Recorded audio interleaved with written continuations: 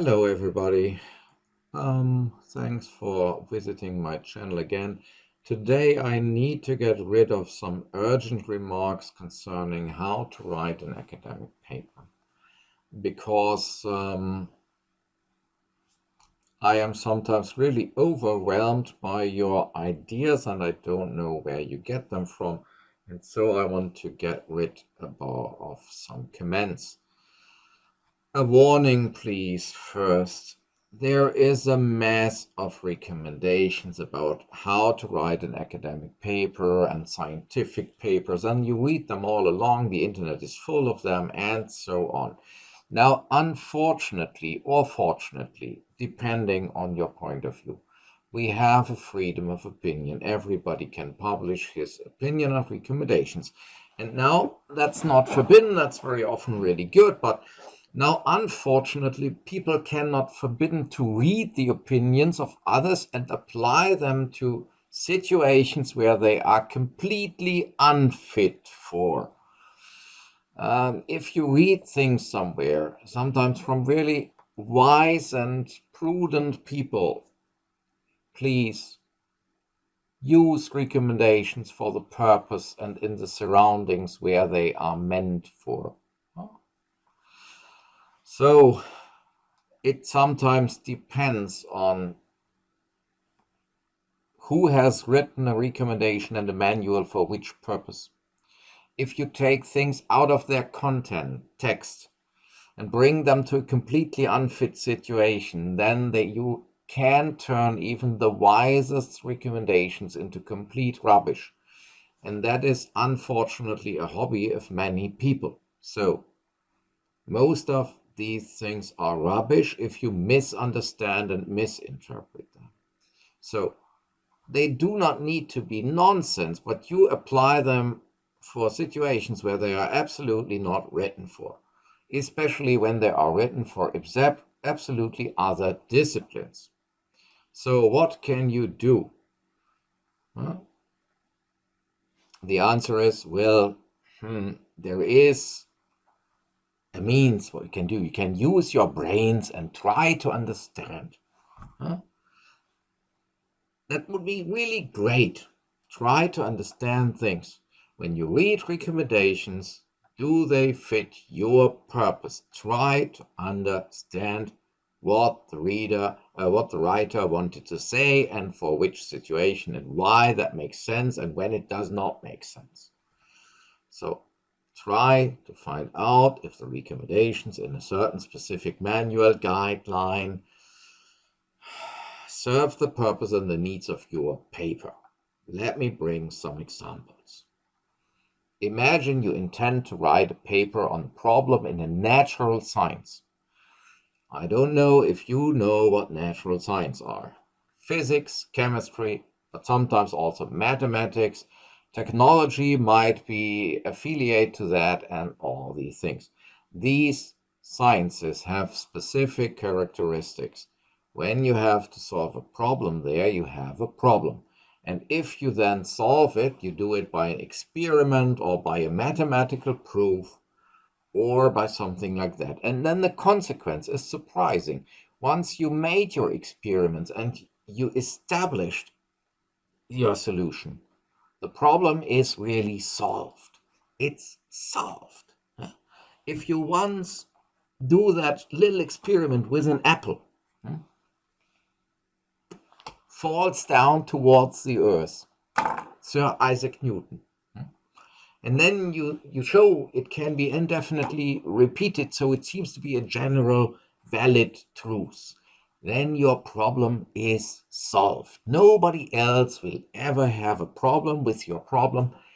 It is a valid and correct result, and it can never become a question of debate anymore. That's natural science. If, for example, you have to solve or to find a proof for Fermat's last theorem, forget about what it is.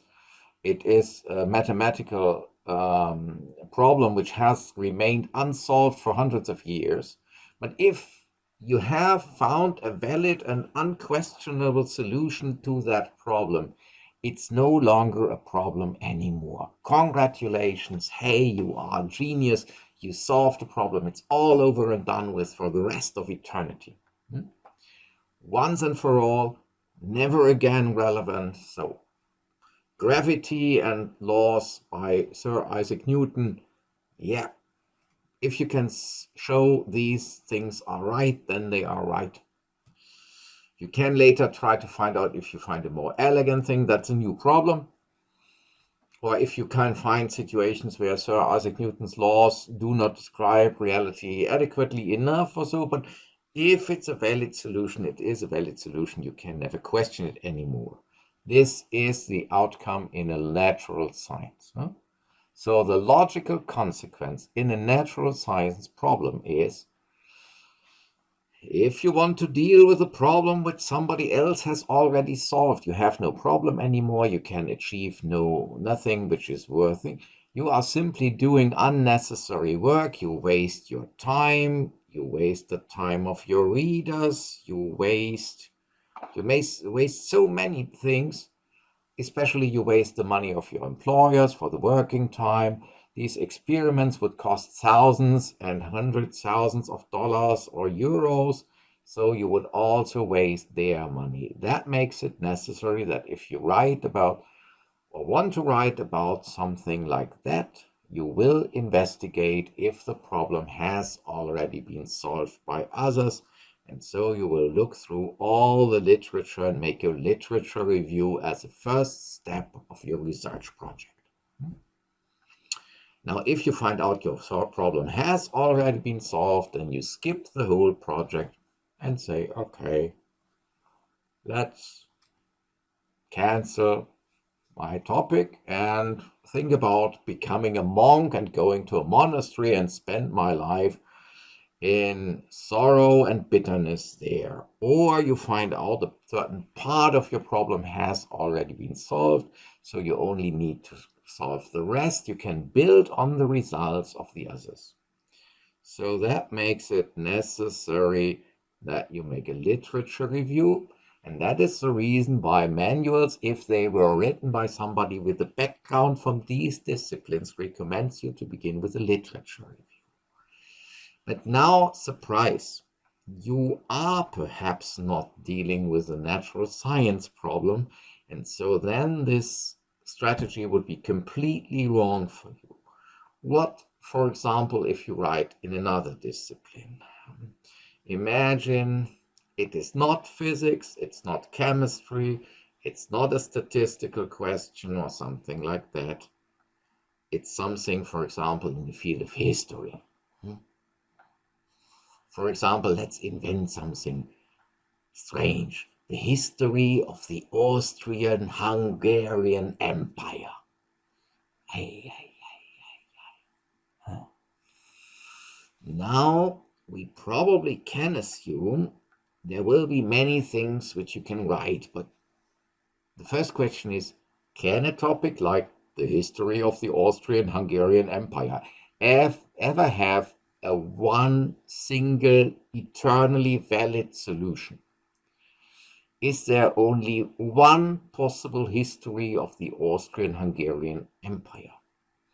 You could also try to write about the life of Napoleon Bonaparte. Is there only one possible book on Napoleon Bonaparte, the one and only, after which you can burn all the others? And the answer is, in all probability not. So, surprise. So it's an entirely different situation. Yeah. And so here it would be probably complete rubbish to follow the recommendations on how to work on a physics project.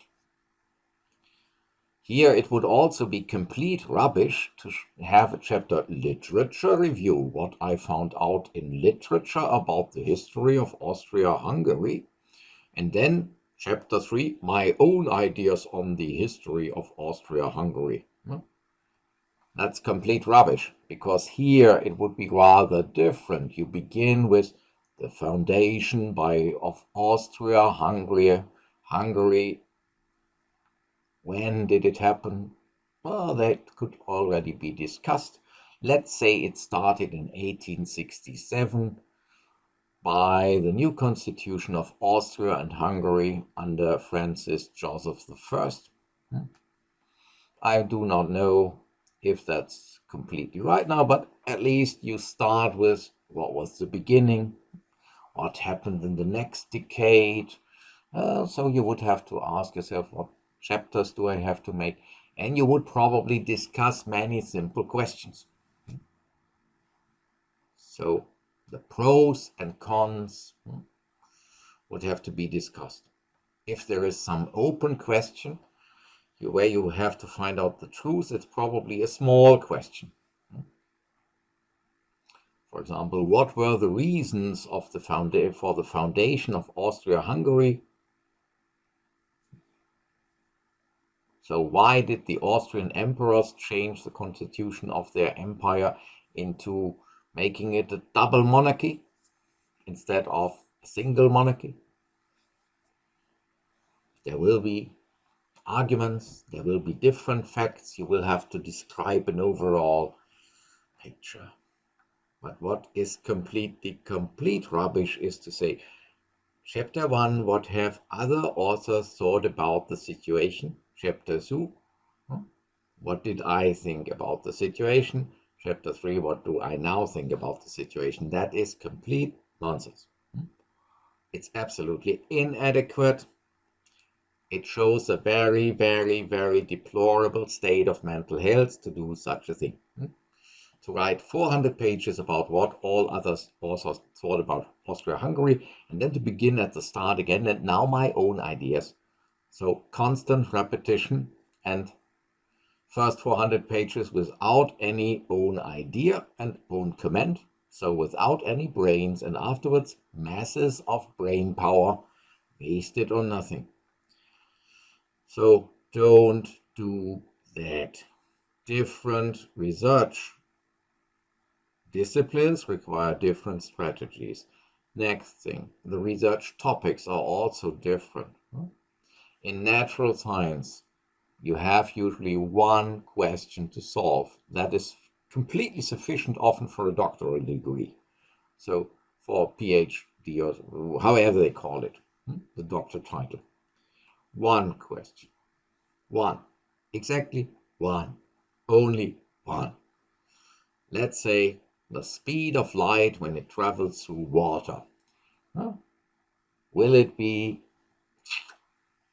slower than if it travels through the vacuum or not? And if it's slower, can I measure the speed? That is enough for natural science. Then you occupy yourself with this question, only with this question, only that one simple question. This. Only speed of light traveling through water. Nothing else. Not speed of light traveling through Nutella, not speed of light traveling through the vacuum, not speed of light traveling through a discotheque on Saturday evening. Only traveling through water. So you have one single question. Only that. So after you have solved that, you have solved that there is no other structuring necessary. So there you would begin with, has the problem already been solved? You look through literature, blah, blah. Is there any approach or results of others which I can make useful for my own research? Then you build your experiment strategy, and then you find out things. All over and done with. Problem after it's gone for all eternity. You've solved it. You spoiled the fun for all the others. In physics, chemistry, and statistical questions, that is enough. Perfect. Now, how does that change in other disciplines? Let's go back to the history example, the life of Napoleon, or the history of the Austrian-Hungarian Empire. Now, do you really seriously imagine that this task only covers one question, one single one? I think if you write about the life of Napoleon, there are many things. When was he born? How was his childhood? Was his mother nice to him, or did she beat him up regularly? How was his relationship in youth with his brothers and sisters? How did he grow up? What was his first employment? And so on. And there you would have to solve many, many different questions. For example, the life of Napoleon. When was he born? Is the exact date known? Is it only the date when he was baptized? Is there any doubt concerning his date of birth? Concerning his family relationships during his early childhood? Is there any information available on how the family lived? If the parents were nice or not nice, if they thought about divorces, if they gave him away to uncles and grandparents or so. A mass of different questions shows up, and there you always have to find out as much as you can about the truth. There will be some things found out by others, and you will have to do your own research.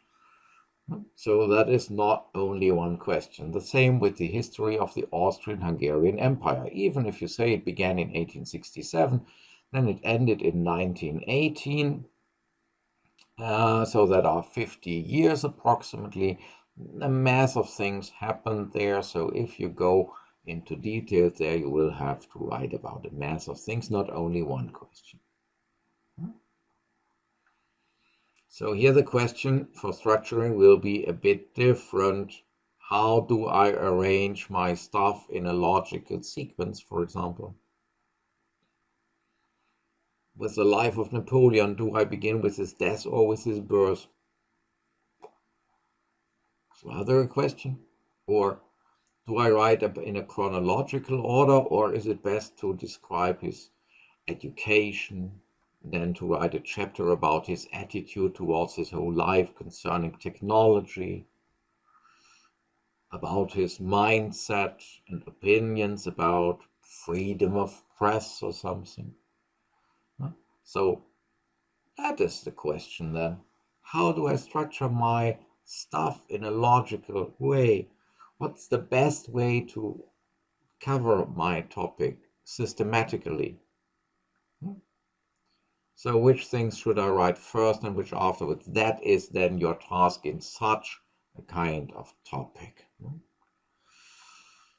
So the main challenge here would be to find out how you can structure your overall task into logical and convincing sub-entities, sub-problems, in order to that they make up the whole task and cover everything which you want to find out. Then naturally you would have to think about which things do I have to write first, which later. So with the Austrian-Hungarian Empire, it's probably good to begin with the beginning and later end with the end, or everything else would people probably see as confusing. Or if you write about a tax problem, you would probably try to find out some tax planning models. You would probably begin with the basics and the simple approaches and how they are dealt with. And then you would go on after the reader has understood the basics. Then you would dare to discuss more complicated constructions. It is probably spoiling the fun of the reader to begin with highly complicated things and then later afterwards go to trivial things which can be understood in a second. So you would have to look about a logical approach, how to approach your topic. What would make absolutely no sense at all would be an approach like this. Let's begin with a chapter which I call Introduction. Then I make a literature review. And then I write my own opinion. Here that's complete rubbish because it doesn't fit. Yeah? Here you have different chapters. How did that empire begin? What was the next important decade or so, or the next important event which a historian has to write about?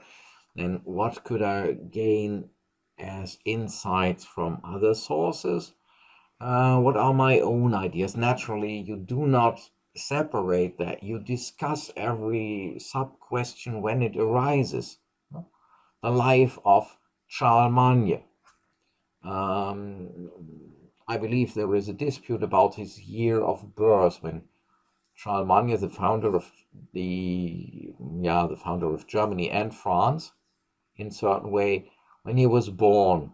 There is a standard date of birth, and there is a theory that it was another year even. So you would probably discuss that first, if it is relevant for your paper. And if you solve that topic or that question, you would go on with the life of Charlemagne, if that's the topic on which you write.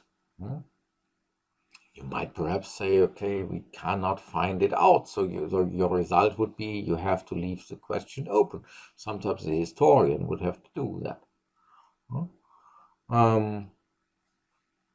But you would structure your paper according to the different content, part of the contents, and not to formal things. Good. What can we conclude from this? Guidelines on scientific writing, which you get from physics professors or technology professors, will be completely following a different strategy than guidelines from historians. Legal stuff, taxation stuff, and so will have completely different ideas necessary to structure a paper than these other things. So literature review as a chapter is necessary in physics, chemistry, where you make experiments. Now, outside that disciplines, the danger is that this structure idea is nonsense. Now you must realize that even if you read something in a book from a very renowned author, it can still be nonsense. You will certainly be able to find somebody who recommends you should write it this way. It remains nonsense. Sheer nonsense.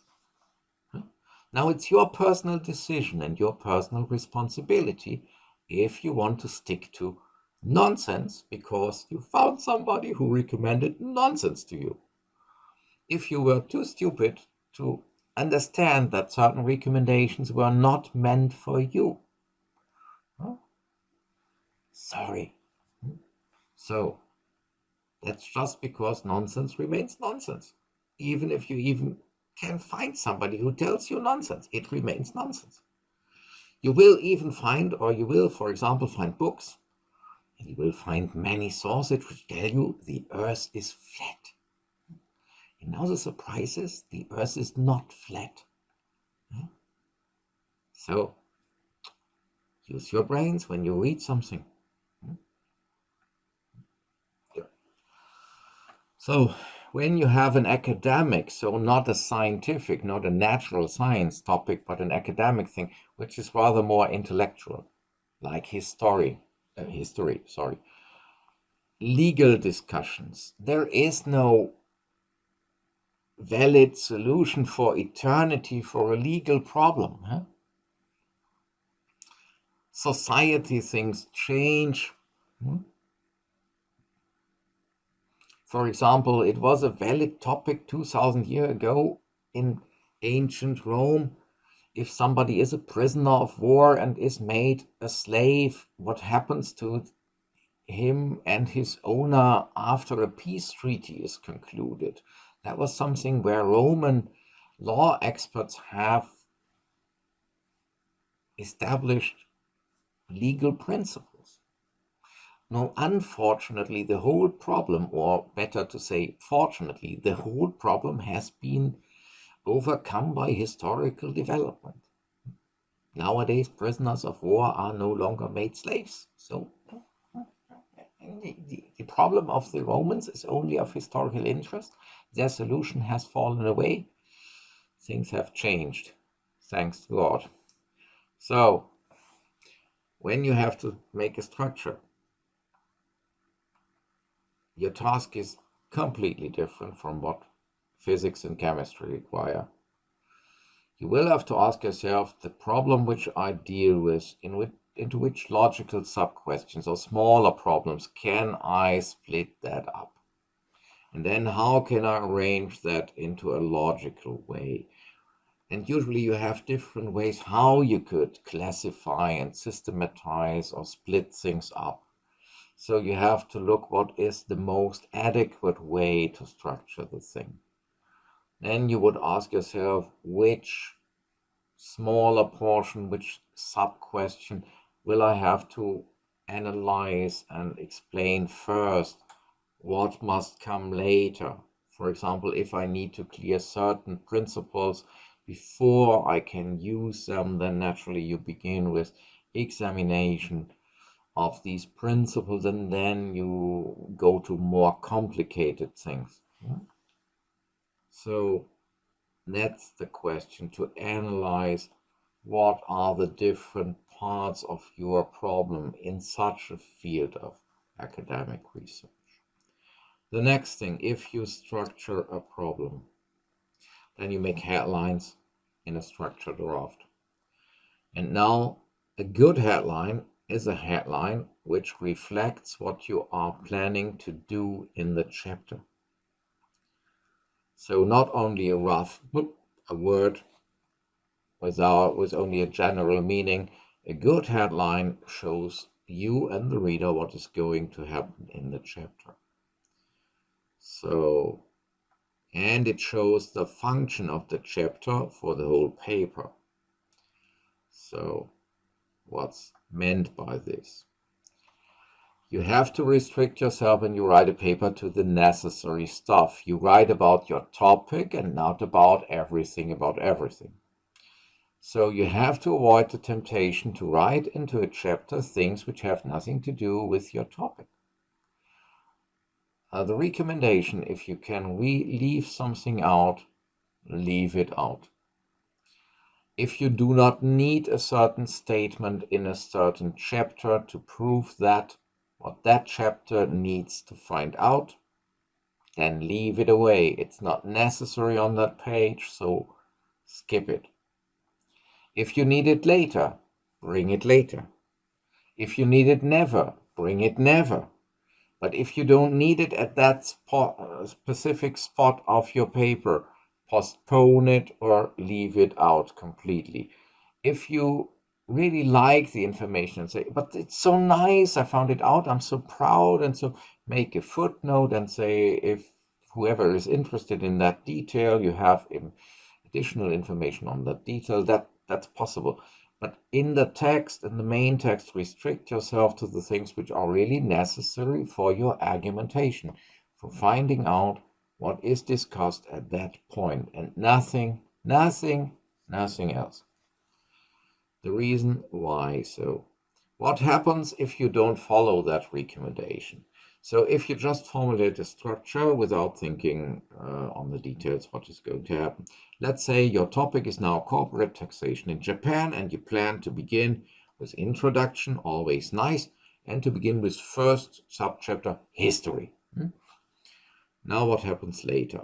You finished your structure. 1 or 2 weeks later, you sit down at your desk and begin to write chapter 1.1, history.